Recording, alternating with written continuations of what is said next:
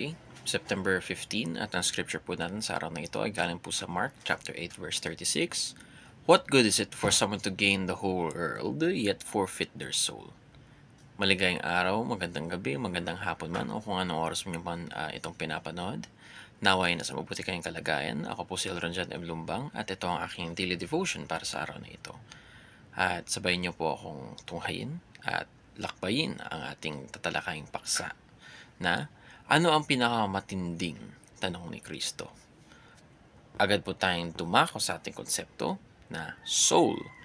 In Scripture, soul, or in Hebrew, nefesh, does not primarily mean kaluluwa but life. Itself, the living person as a whole, it signifies breath, vitality, and existence, encompassing both body and spirit.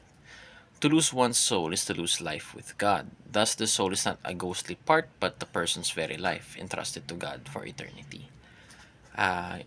I-explain po natin to sa ating mga katuruan, kaya agad po tayong dumako dito na una, soul means your life itself.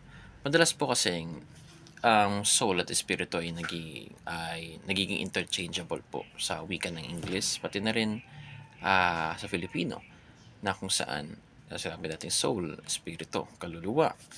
At ang tampong translation po nito ayon kay Pastor Russell Ocampo, it means life.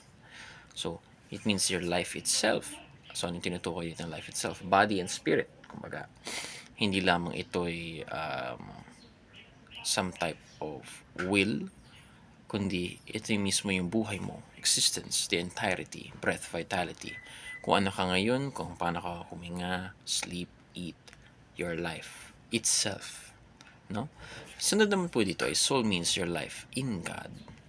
So, kung paano tayo mabuhay sa kapit ni Jesucristo, sa yakap ni Jesucristo. Kaya bumalik po tayo sa ating verse na galing sa Mark chapter 8 verse 36, that what good is it for someone to gain the whole world yet forfeit their soul? Forfeit their soul from who? From God. So, pwede po natin ibigay ang ating kaluluwa sa mga worldly na bagay na pinagdadasaan natin.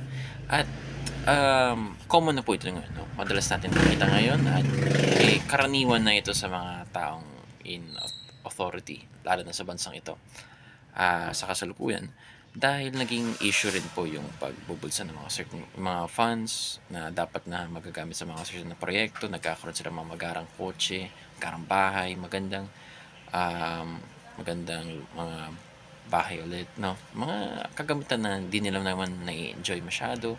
Like, kumbaga, yung kasakiman nila ay hindi na naka-quench, no? So, tuloy-tuloy pa rin ang kasakiman nila. At sa ganun, alam nito ng Panginoon na what good is it for someone to gain the whole world? No? Nakuha mo naman lahat.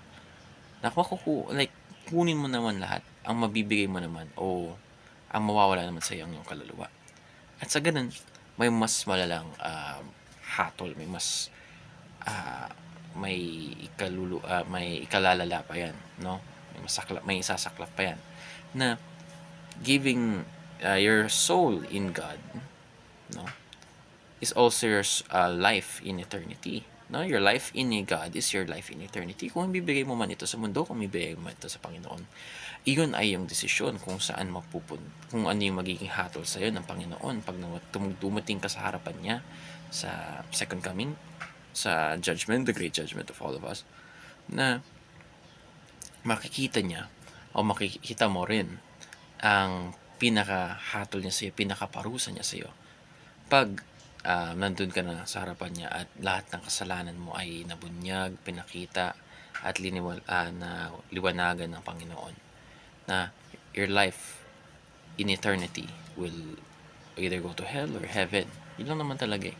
So, very simple yung concept natin ngayon. Sana meron po kayong napulot na aral, meron po kayong natuhan at na magagamit niyo po sa araw-araw niyo buhay. Meron po kayong na isinaisip niyo po sana at isinapuso rin. At ayun lamang. Sana meron po talaga yung napulot na aral at mabuhay sa susunod muli.